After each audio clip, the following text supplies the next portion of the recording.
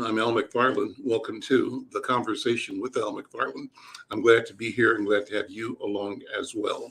Today is Wednesday, June 7th, 2023. It's a beautiful day here in Minnesota. I hope it's beautiful wherever you are around the country or around the world. As always, I promise that this will be a great program, a couple of great interviews. We call it Robust Conversation. That's what we're going to deliver momentarily. Before I begin, I want to, as always, invite you to support this program by subscribing to our YouTube channel. You may be on one of several platforms. One, YouTube Inside News, YouTube Black Press USA.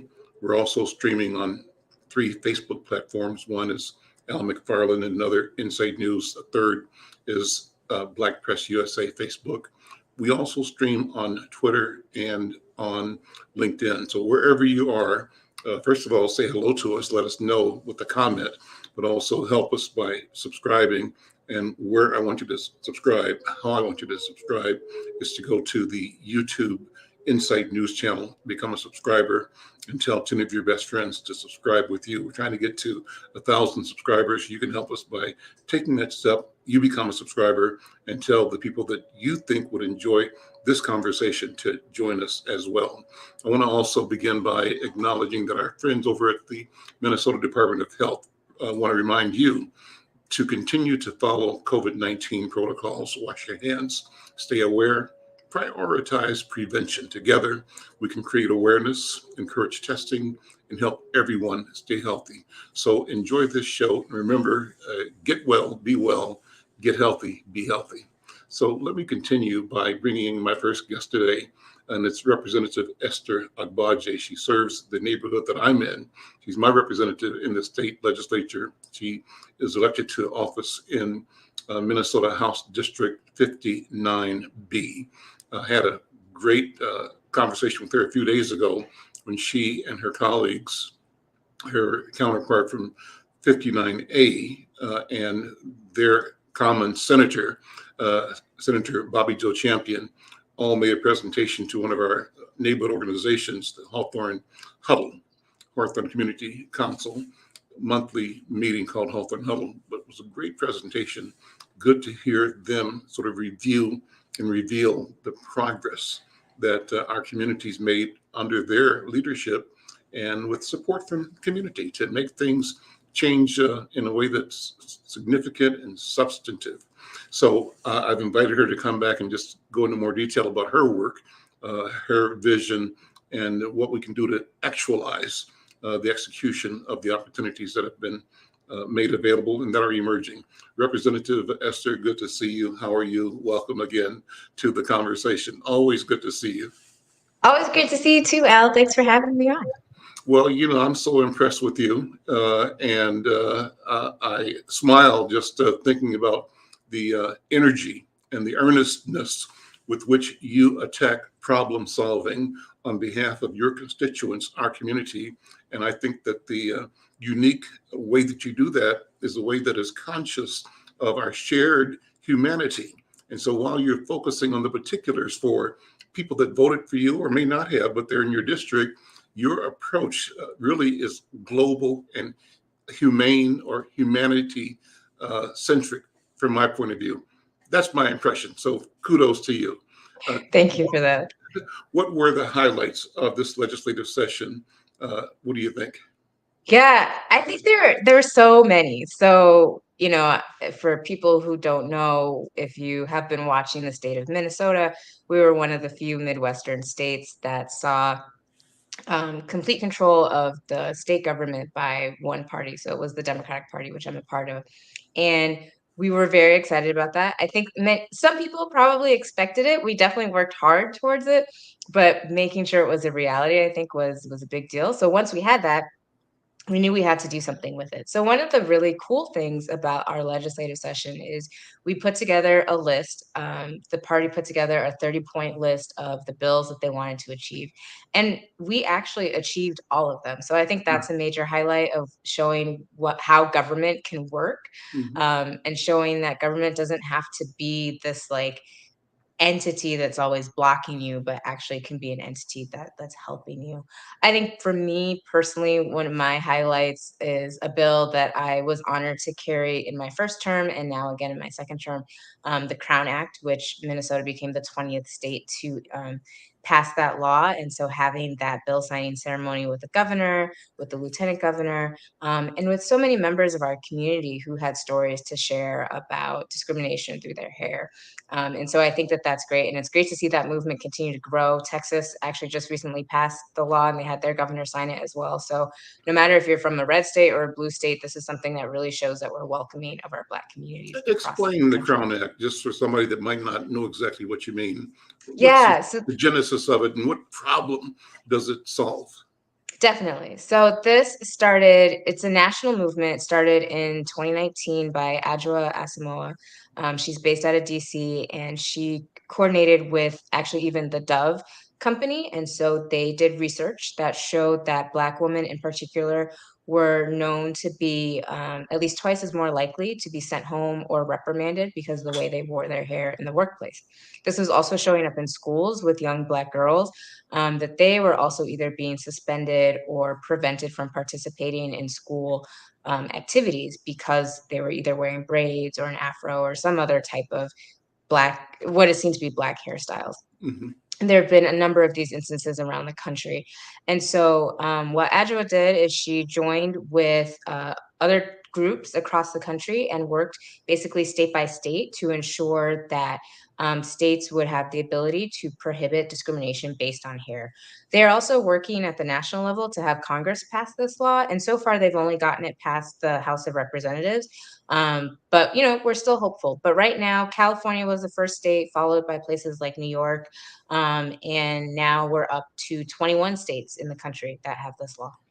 Awesome, awesome. So some of the other bills that you want to highlight.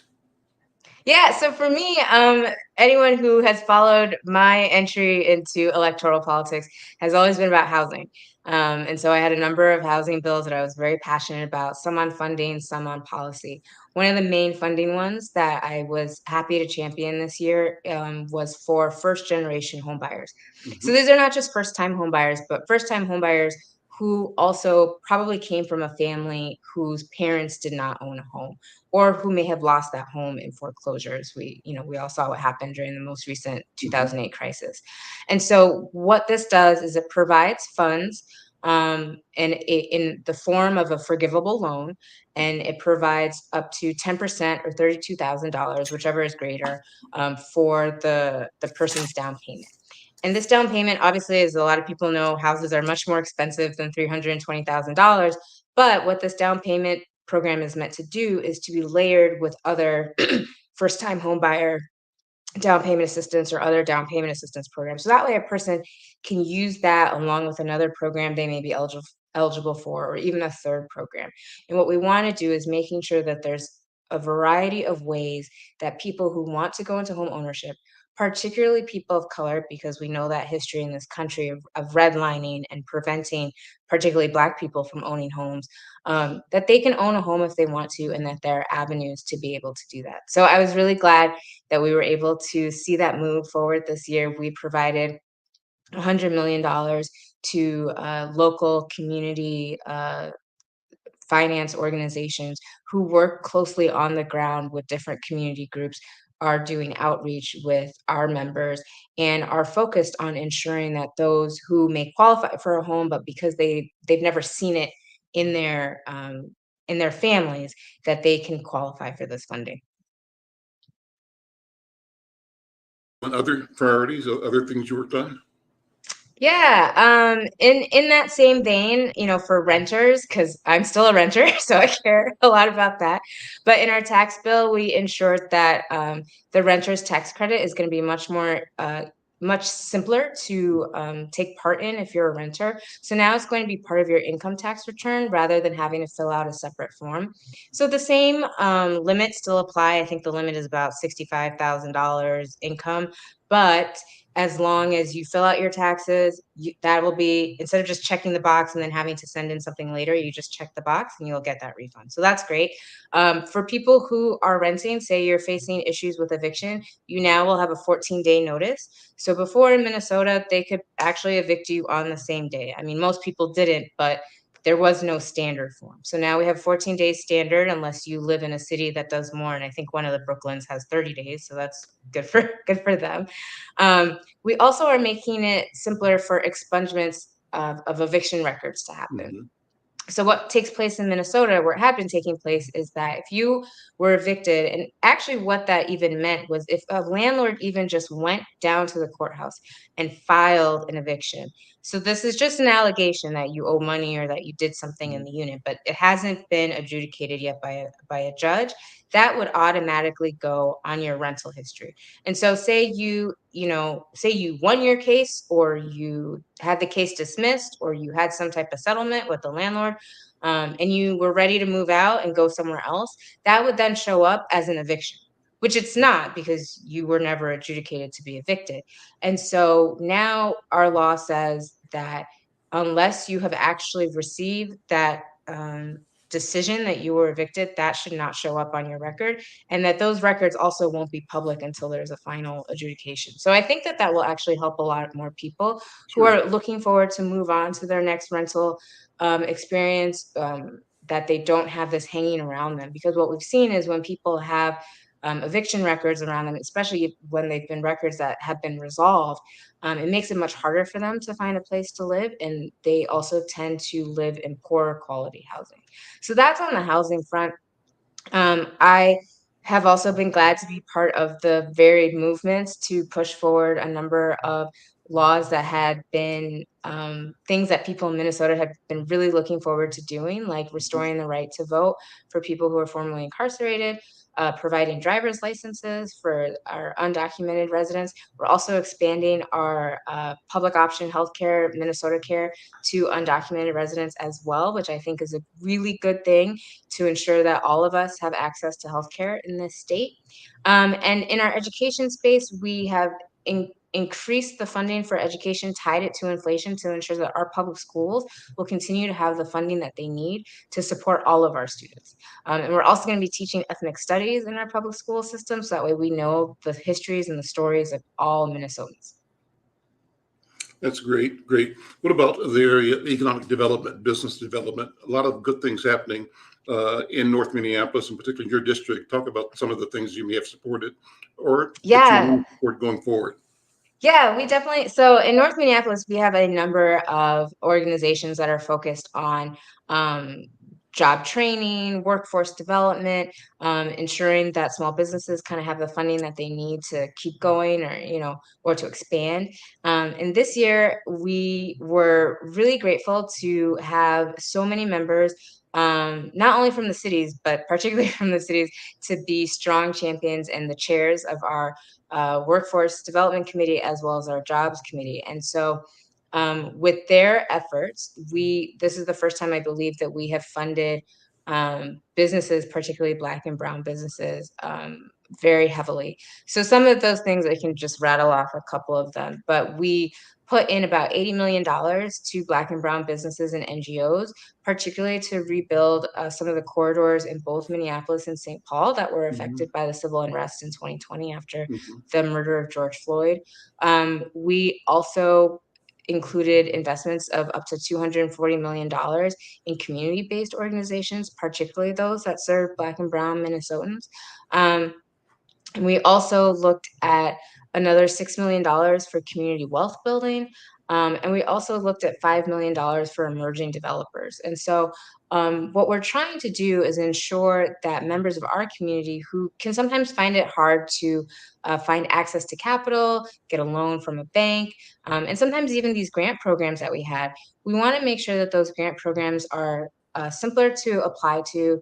Of course, you're still following all the rules, but want to make sure that it's more open, more accepting of people from all walks of life, both from rural areas and from urban core, because we know that Black and Brown Minnesotans live across the state, and many of them are entrepreneurs, business owners, and they want to continue creating jobs for all Minnesotans. And so I think that this year we did a really good job of continuing to, invest those finances in our communities. And we know that they're going to go on, and because a lot of these businesses have been around for years, and we know that they're going to go on, they're going to expand, they're going to hire more people, they're going to be mainstays in their communities, they're going to be able to help build up the development in their neighborhood. So that way, especially for those who are harmed by the unrest, that it doesn't look like, it's still shelled out from 3 years ago. And so we're really excited about that, and really looking forward to how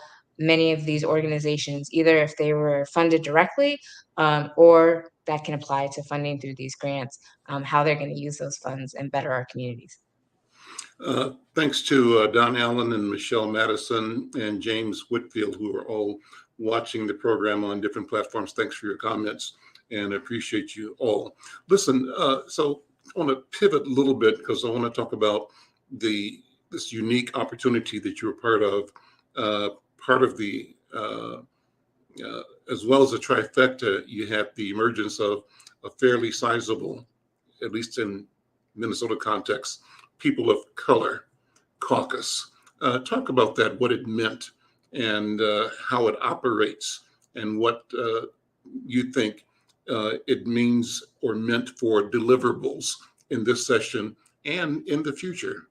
What are your relationships setting in place for both knowledge and capability to provide better, more expanded leadership and service to our communities? Yeah, no, that's a great question, and a great group to highlight. So I'm proud this year to be the co-chair of the POCI, what's known as the POCI Caucus, which is the People of Color and Indigenous Caucus, along with Representative Cedric Frazier. And so the two of us, along with our vice chair, have really worked hard to ensure that the House POCI Caucus has been really dedicated and focused to leading with a racial equity lens in all of the policies that we're pursuing. We also worked with our counterparts in the Senate, and we're really grateful to them because both houses have to work together, and so we were able to kind of be a united front on a number of issues. One of the things that we really wanted to ensure happen, and we learned this from Dr. Bruce Corey, who's done a lot of research about how Black and Brown Minnesotans have contributed to the welfare of Minnesota, and kind of what they should also be receiving back. And so one of the things he likes to say is the Black and Brown communities across Minnesota make up about 20% of our demographics. And so we should be receiving about 20% of what the outcomes are in our state legislature. And so we really took that to heart, especially when it came to investments, economic development, capital infrastructure. And so we wanted to ensure that we were leading and focused on that, and focused on policies and funding ideas that would get us to our 20% goal. And I think in some areas we actually reached that. We just talked about the Jobs and Workforce Development Bill. I know we definitely got close to 20% there, making sure that 20% of those funds were going to Black and Brown Minnesotans. In our agriculture budget, we actually hit 20%. So 20% of that budget is going to helping emerging farmers acquire land, develop their land, farm. That's exceptional. I mean, because Yes. you don't think about farming and Black people together. Well, we should. We should. That's how we got here. Yeah. To be the farm implements. But in modern times, we haven't really equated our urban presence with our relationship to farming and farming Yes. communities. But it's happening now. So that's wonderful. It is happening. And it's good. And we're doing it both in the urban core through urban gardens and urban farms, as well as, farms out in the country. And so, I'm really excited about those funds. We have our chair, Samantha Vang, who I believe has been on the show. She's been really dedicated to that, not only for her specific community, but for all emerging farmers. And I think that's really important in a state like Minnesota, where we do have a strong culture of farming. And you're right, it's mostly seen as something that white Minnesotans do, but so many Minnesotans from so many different backgrounds have a farming farming background and a farming culture. And so we want to continue to support that. I think, the other things that we did too is ensuring that in our education system, not only in the K through 12 system are people being afforded the funding that they need to support all of our students, particularly those where English is a second language for them, or they might need support if they're a special education student. We want to be sure that those subsidies are being fully funded at the state level, so that way schools don't have to cut back on other programs in order to meet that federal mandate. And so that's what we're doing there. We're also at the higher education level, we are finally giving grants to allow people to enter Minnesota state schools. If your family makes $80,000 or less, you can go to college for free now in Minnesota. So that is excellent, because we know so many of people in our community are sometimes denied access to education because of the high cost of education. And so we're working on finding ways to break down those barriers and ensuring that there really is equal access and opportunity for everyone in Minnesota. Trying to think what else I should highlight. There's the hard part about this session, as well as the great part about this session, is that we just push through so much. How did you feel personally with your energy level and your expectations, and maybe sometimes pushback or horse trading? How do you process that in your daily life at the legislature? Yeah, I mean, that's a great question. So, one of the things people like to talk about is that Minnesota this year had a $17.5 billion surplus. But the nuance of that is that the majority of those funds, about $10 to $12 billion, were one-time funds. So this is the only year that we had to spend it. And so a lot of people thought like, oh, this is great. Like, we have the surplus forever. We do not. But we did use the structural surplus, the stuff that would be ongoing. We did use that to invest in things like education, in housing, $1 billion for housing, from shelters to home ownership. We invested in our healthcare system. We invested in substance abuse disorder, mental health issues, so making sure people got the care that they needed. We are investing in jobs and economic development. So we're putting those funds there as a way to say, this is a way to see ongoing results, rather than just, a lot of people say, well, why don't they just cut a check? And while that's always great, it means then you don't have stuff to move forward on into the future. And so we did provide some families with direct rebates. There are families making, I think, $75,000 or less will probably see about $250 returned to them when they do their taxes.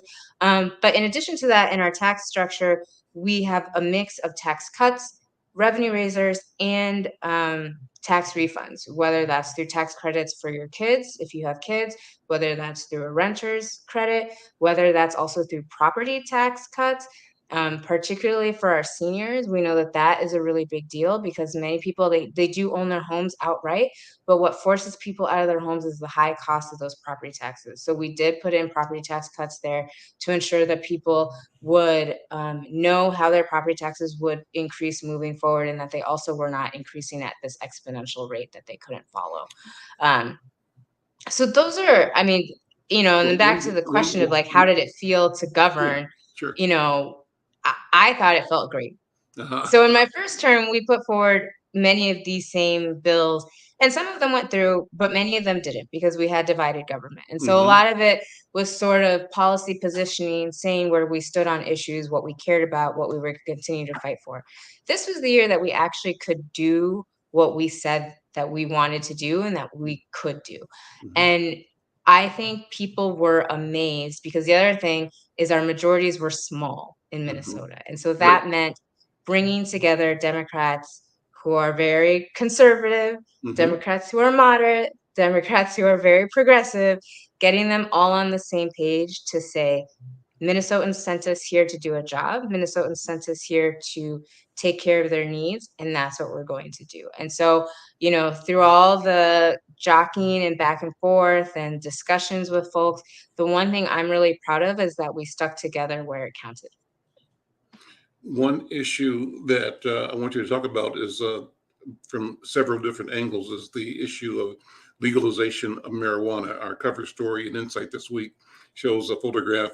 We cropped it out of a big picture, but it was significant to see former Governor Jesse Ventura standing over the shoulder of current Governor Tim Walz as he was signing the bill making marijuana use legal for recreational purposes.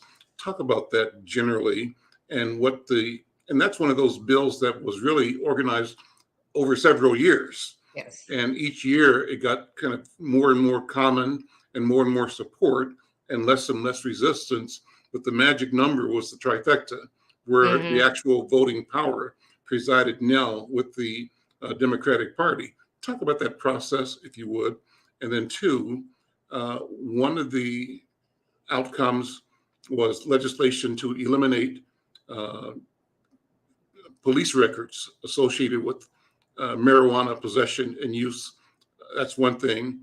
Second thing is there has to be, or there was a discussion about how, given the economic potential of marijuana, cannabis, how do we ensure that that's not going to be just a corporate windfall for corporate producers and sellers?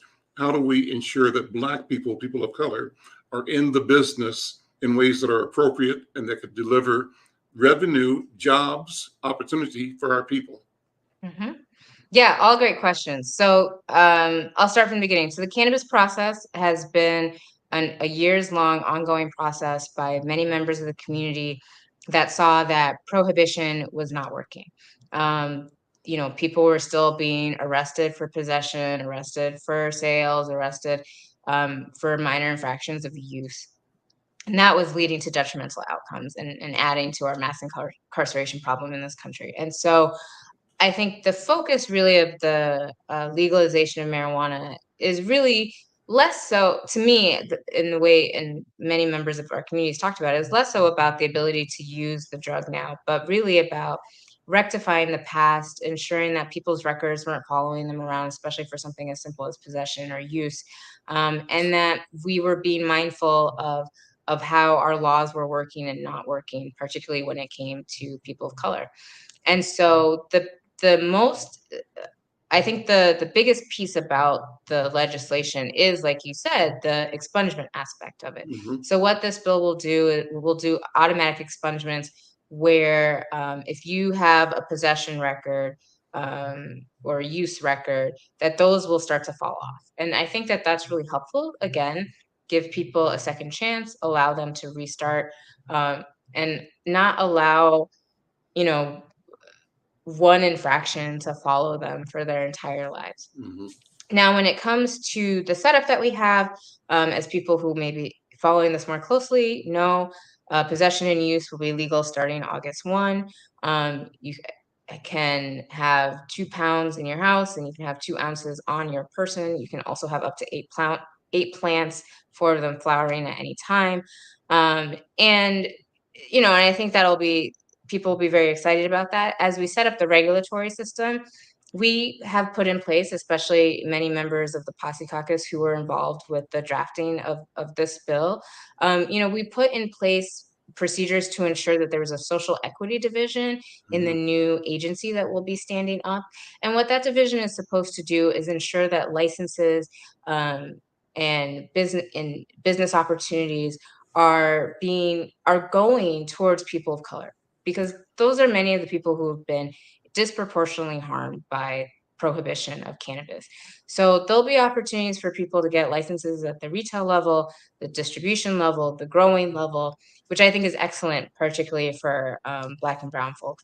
One of the things that's also exciting is our Indigenous communities, at least 2 tribes that I know of, have been growing marijuana as well. And so they'll have an opportunity to be in this market. So hopefully it should not become fully corporatized. We also created a special revenue fund for community investments to come back from the taxes on cannabis. And so what we want that to do is to be a dedicated source of funding, again, rolling back into our communities and being able to do stuff with it, like advancing education, helping people get into the workforce, helping people with housing, whatever the community needs, especially those communities who have been really harmed by prohibition. Um, we also, as I talked about, have social equity licenses to ensure that more Black and Brown cannabis entrepreneurs can enter the new marketplace. And again, there's also a tribal compact agreement to ensure that our sovereign nations who have been in this business and wanting to get into this business also have the same opportunity to get in as well. So, those are just a couple of the highlights. There's a lot more in there, and I'm just really thankful to so many of our members who took that opportunity to say that, if we're going to do legalization, we're going to learn from the other states that have done it, and we're going to ensure that we're putting those who were most harmed at the front of this. Esther Agbaje, State Representative, thank you so much. It's always a pleasure to talk to you. I know you've got other appointments to do right now, so I know you got to keep it going. But listen, thank you, and I'm going to keep inviting you back again and again and again. I think it's wonderful to explain the process and to claim the victories, to share them so that our community can talk about them as we go. Esther, thank you so much, and we'll see you next time. Thank you. It's been a pleasure. Hope to see you again soon. Bye. It will be soon. Thank you. So thanks to Representative Esther Agbaje. She serves the District 59B here in North Minneapolis, where I am. She's my representative. And a few weeks ago, she mentioned that I was going to be talking, or did talk to Representative Samantha Vang. I'm going to be playing that interview with you. This was actually a video of an interview that I did with her, and it was an excellent interview. And it's kind of synergistic in the sense that she has the same kind of confidence and enthusiasm and a sense of gravity as Representative Esther Agbaje just revealed and demonstrates. So check this out. This is a video.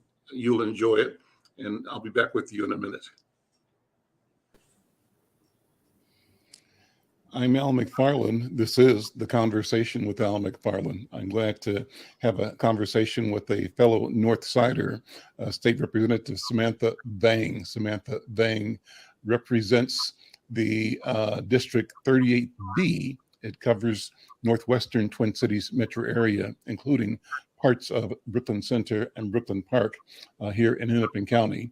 Samantha Vang was born and raised right here in North Minneapolis. Her parents are Hmong refugees from Thailand. She graduated from Robbinsdale Armstrong High School and from Gustavus Adolphus College with a Bachelor of Science in Political Science and Communications. And she's been serving in the Minnesota House of Representatives since 2019. She's a DFLer, a member of the Minnesota Democratic Farmer Labor Party. And again, she represents parts of the northwestern Twin Cities area at the state legislature, covering Brooklyn Center, Brooklyn Park here in Hennepin County. Representative Vang, so good to see you. Thank you for being my guest today. How are you doing? Thank you, Al. Pleasure to be here. I'm, recovering. We just ended session last night.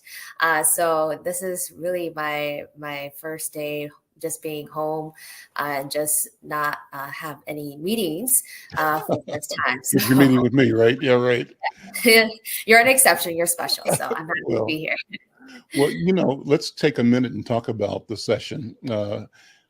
Extraordinary opportunity, I think, sort of a groundbreaking opportunity with the Senate and the House and the executive branch all sort of coordinated, DFL-led.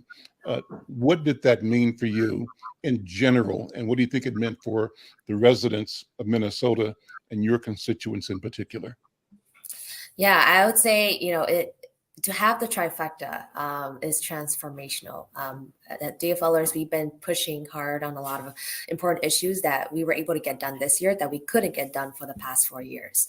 I think one of the key things we talked about, gun violence prevention laws. We passed red flag, universal background checks.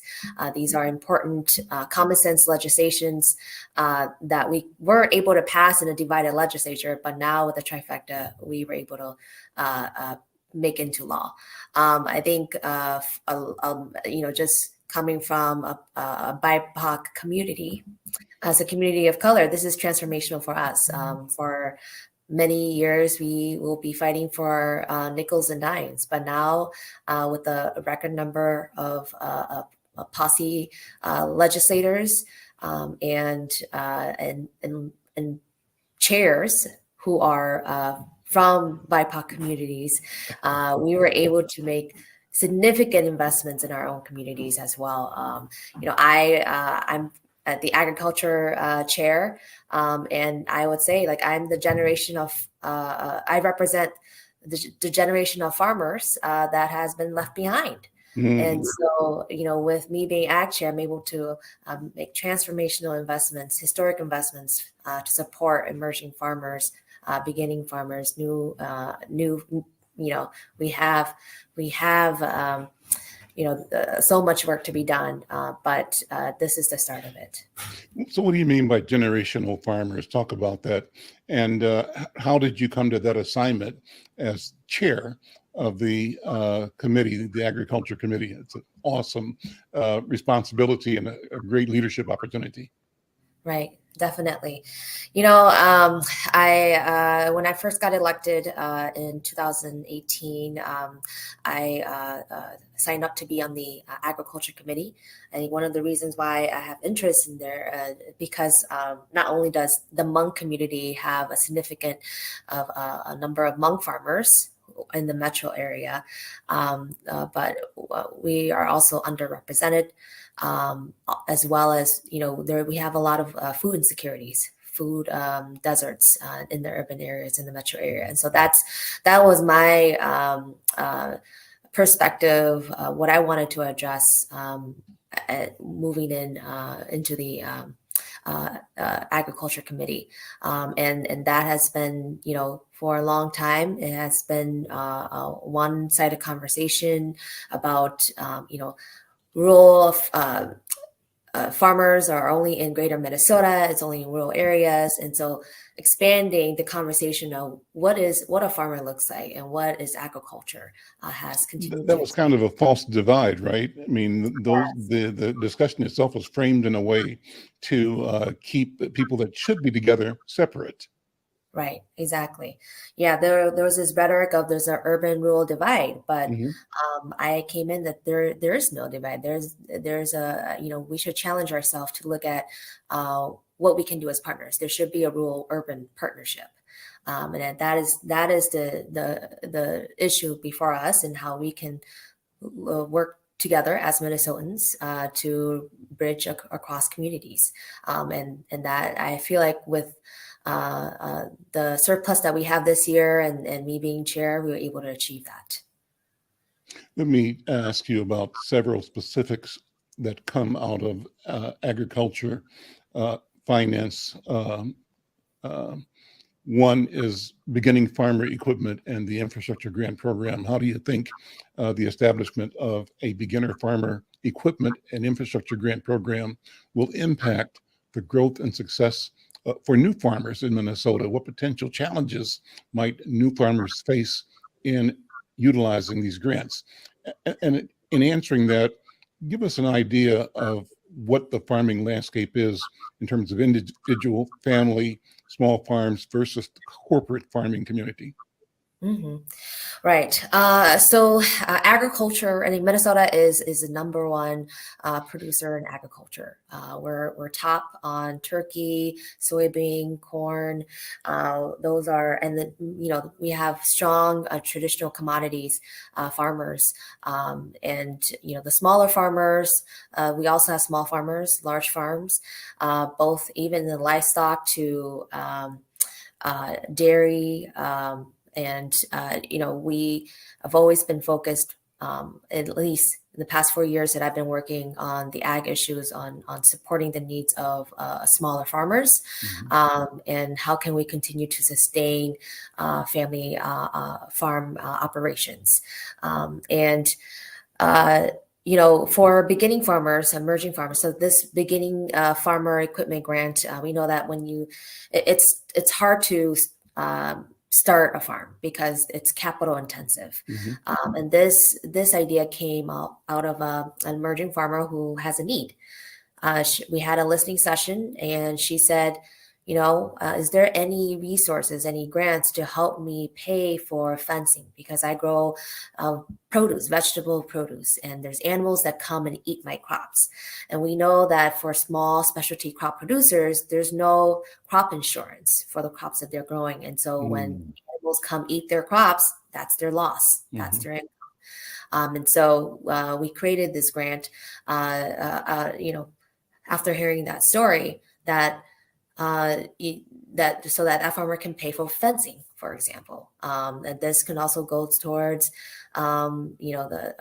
getting a tractor to help till the land, for example. And those things can be very costly, a lot of upfront costs to start a farm and to have it sustainable. What about the cannabis opportunity, cannabis farming?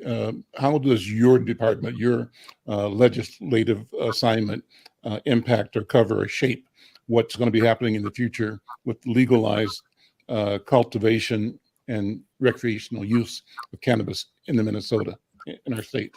Yeah, definitely. Well, now that we legalize cannabis, farmers who want to grow cannabis can definitely utilize many of the resources that we have at the Department of Agriculture. Farmers have a lot of great resources and grants.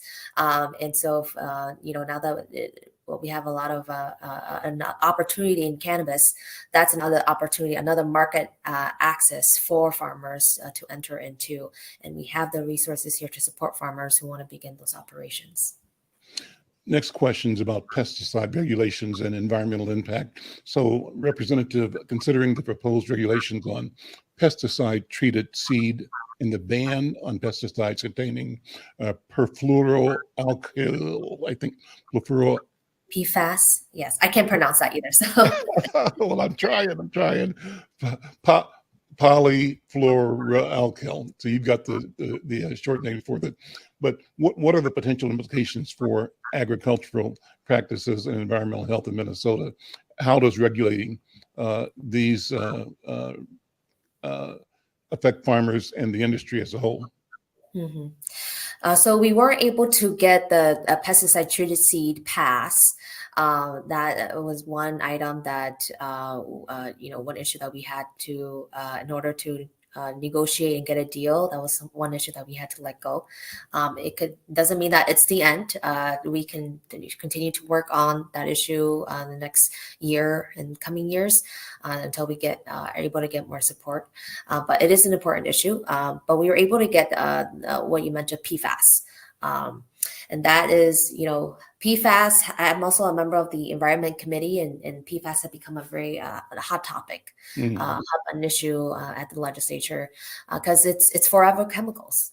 These are chemicals that built up over time, and it's very concerning. We had very compelling testimony. A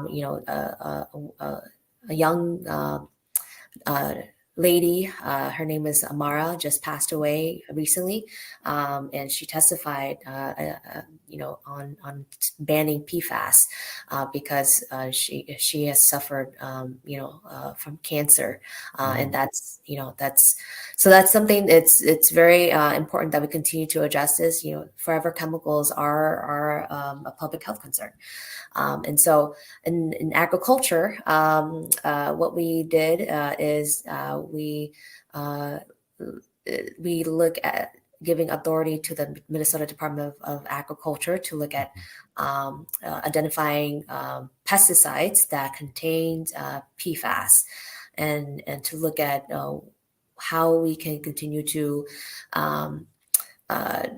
regulate those And that is something, we also added the study to have the department, to give the department time and to add study into what those looks like, and if there's alternatives, pesticides that don't have PFAS that can still help a farmer do what they need to do. And so those are we're able to get something on PFAS and to start having that conversation and hopefully drive market change so that companies can look at making more organic, natural alternatives than using forever chemicals. What about beekeeper compensation program modifications? How will modifying the bookkeeper compensation program create changes affecting beekeepers and the overall health of the state's pollinator populations? Right. Yeah. So the beekeeper language, a lot of it is technical, but I think the biggest change is making it easier for a beekeeper to get compensated, lessening the requirements so that a beekeeper doesn't have to wait for a long time from the department to get compensated because of pesticides, and so this is it aligns with the issues that we've been talking about in ag this year. How can we be more environmentally conscious, climate resilient, and also support our pollinators? And so this is part of the umbrella of issues that we're trying to address in agriculture. Last question in this series that I have here is about border-to-border broadband development grants. How do you think the expansion of border-to-border broadband development grants will impact rural communities and Minnesota's agricultural sector? What potential challenges might the Department of Employment and Economic Development, for example, face in implementing and managing these larger grants? How does it affect agriculture? Right. Yeah, well, broadband is very important. We know from the pandemic that having a connection is a necessity, not a luxury. It's an essential need. And so 80% of the unconnected communities are in rural greater Minnesota. And so providing this huge investment, $100 million, will support communities across the state who are unserved or underserved.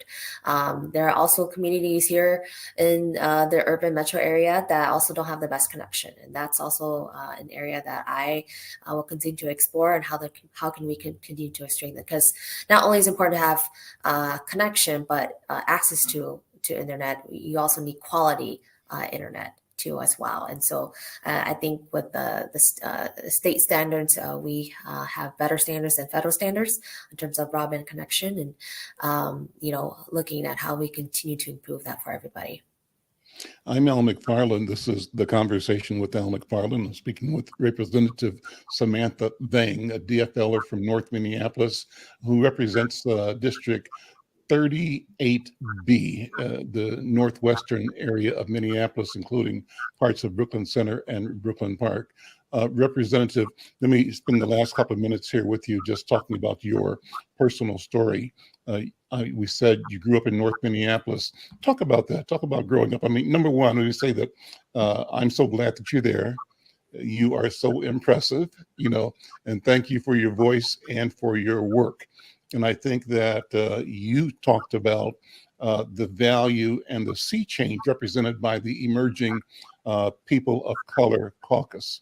So I want to sort of spend a few minutes before we go talking about your personal story, how you came to be a politician, and what's been your experience there, and what you see as more people of color find a way to engage, to serve not only our specific communities, but really with an intention of being there for all of Minnesotans. That's what I keep hearing again and again and again. It's not us against them.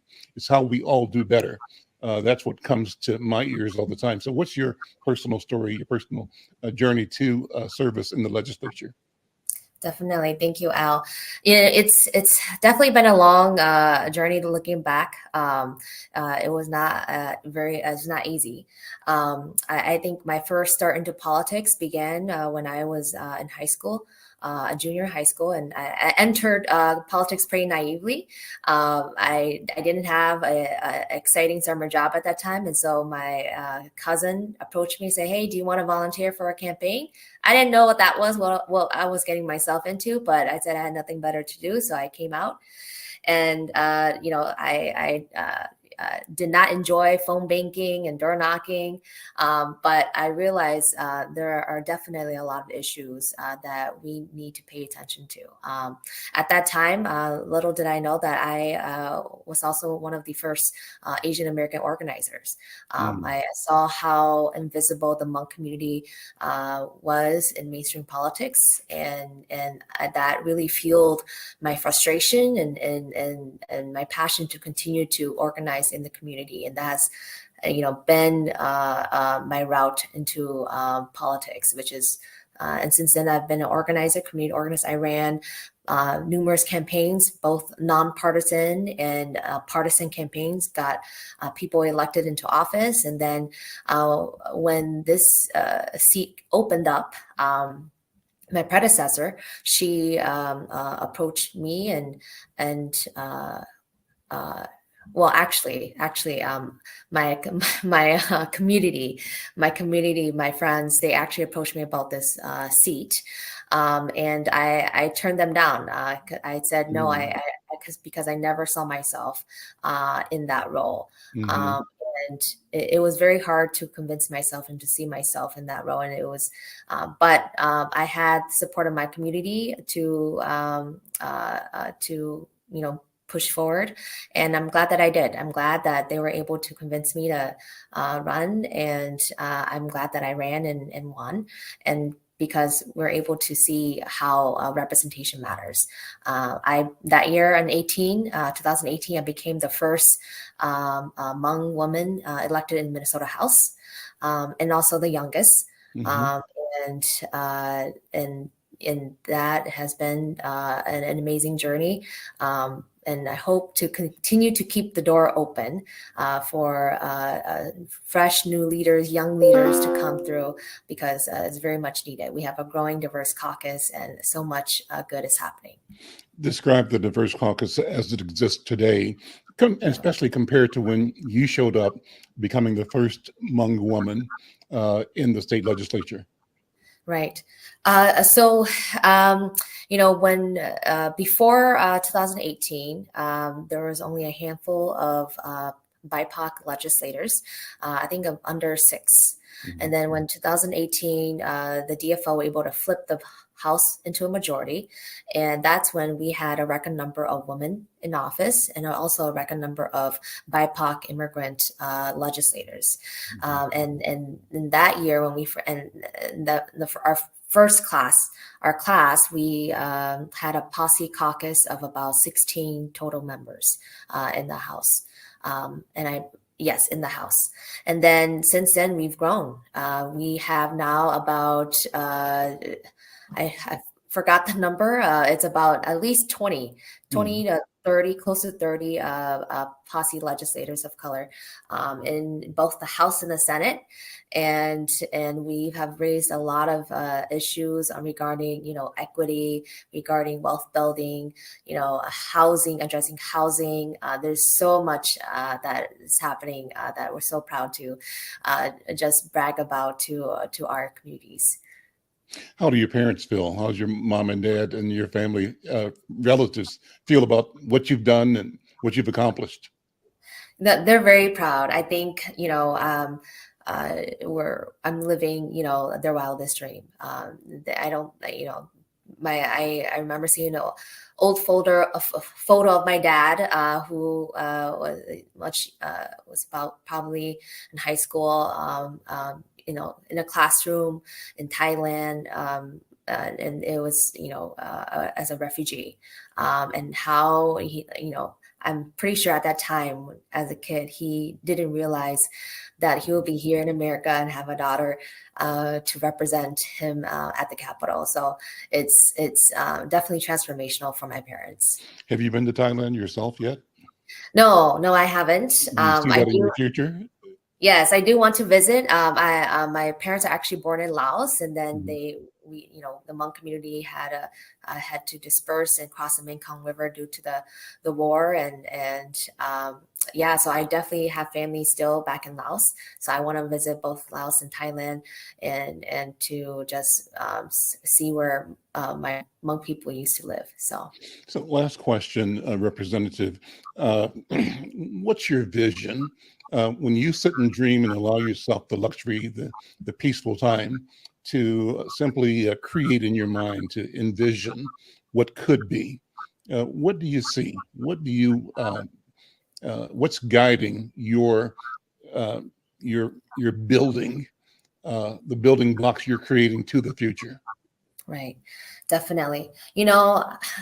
Seeing how much of the issues that we've done for this year, a lot of the issues that, I think the biggest thing is that as a growing diverse caucus, we also reflect, as we reflect more of what Minnesota looks like. I hope that we are able to show that this is how we can work together. We can come from different backgrounds, a refugee or an immigrant from Mexico, or from greater Minnesota, for example, that we're still able to come together and work together and make good change. And I hope that, as a community here in Minnesota, we continue to build those relationships and show that our diversity is our asset, and then we can work together and have a big family that really support one another. It's not about division and competition, but it's about what we can do to support one another through hard times. And I hope that that is something that we're able to show through this year, and to continue to just do good for the people. Final question, and it's back to what you said. You indicated that with the record budget surplus, we were able to look at significant investments in community. Take the last seconds here to talk about what you call accomplishments, particularly that would be perceived as so by people of color. What do you think are some of the great takeaways that we can be really, really proud of and able to articulate, to say? Definitely. Well, for me, as part of the Ag Chair, right, I created a program that does help farmers pay for farmland as a down payment assistance program. And so emerging farmers who want to get, being farmers, we know that historically our land has been taken away. It has been, and we have been left out. Getting access to land is very difficult. And so I created this down payment assistance to help farmers, especially beginning and emerging farmers who wants to start farming can buy land, and the state can help with that down payment assistance. I think similar to that in housing, right? We have a first-time homeowner down payment assistance program too, as well, that we passed, and that's an exciting thing. We've done a lot of great things in housing. We know that a lot of our communities of color are also renters, so we've passed strong tenant protections and eviction reform. And so that, should a landlord take you to court you don't get an eviction record right away. And that, if a tenant wins or if the case was dismissed, that eviction is taken off. And so that, that's important because a lot of our communities have that, and it's unfair and it's not right, and it's been used against us. And so this is something that will be really critical to continue to provide housing and maintain that, building that wealth building for our communities, because we know that when when you own a home, you continue that path of Mhm. building that wealth for your families. And so I'm happy to see very historic investments in housing. Our leadership, Speaker Hortman, supported us by putting $1 billion in investment in housing, and that's huge, historic. It's never been done before, and so we're very happy about that. In terms of public safety, that has been an issue, especially with the murder of George Floyd. Mhm. A lot of great things have happened. We passed no-knock warrants where a police officer shouldn't, what happened to Amir shouldn't have happened at all. And so we were able to pass that legislation to protect families and so that doesn't happen anymore. It's dangerous both to the police officer and to the residents. Yeah. I mean, there's a lot more. I don't know. That's a lot. I can take all day on this, but Yeah. I can definitely send you like a one pager Yeah. of what the investments we made for our BIPOC communities, Mhm. and